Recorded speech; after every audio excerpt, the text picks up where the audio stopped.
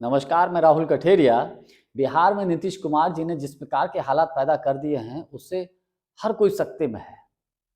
हर party ये सोच रही है कि आखिर नीतीश कुमार जी ने ये किया तो क्या किया है। और इस वर्तमान हालातों को देखते हुए नीतीश कुमार जी के प्रति लोगों में विश्वास और भरोसे की कमी भी अब देखने को मिल रही है।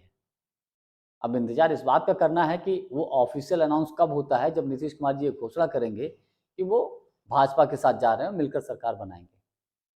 विशेषकर इंडिया गठबंधन के लिए बहुत बड़ा झटका होगा कि इंडिया गठबंधन की अगुवाई ही नीतीश कुमार जी करने वाले थे और कर रहे थे, और इंडिया गठबंधन का तो उनको संयोजक भी बनाया जा रहा था।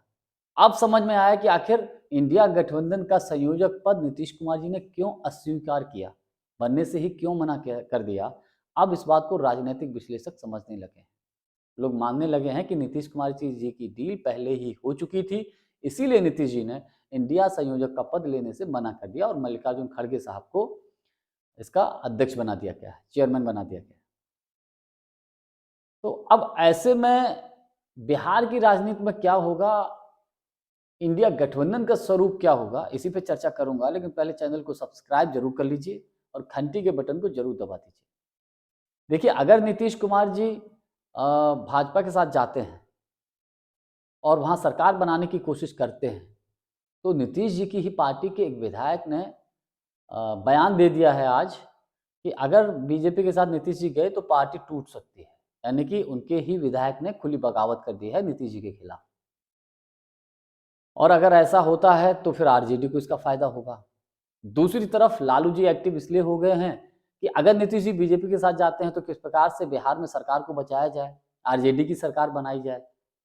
तो अगर नीतीश जी के पार्टी के कुछ विधायक टूट आते हैं, उधर कांग्रेस के विधायक, और खबरें ऐसी भी हैं कि बिहार में आरजेडी की सरकार बनाने के लिए लालू जी पूर्व मुख्यमंत्री जीतन राम मांझी जी को भी मुख्यमंत्री बना सकते हैं।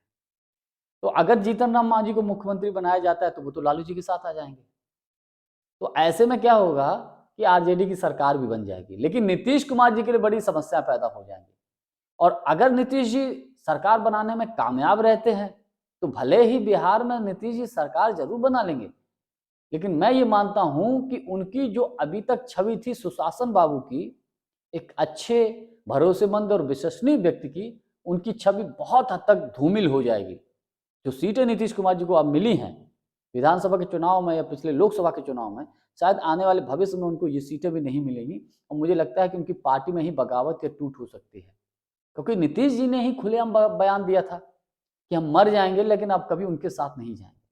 तो किस मुंह से नीतीश जी अब भाजपा के साथ जाएंगे। हालांकि मैं कोई घोषणा ये नहीं करता हूं कि नीतीश कुमार जी बीजेपी के साथ चले गए हैं।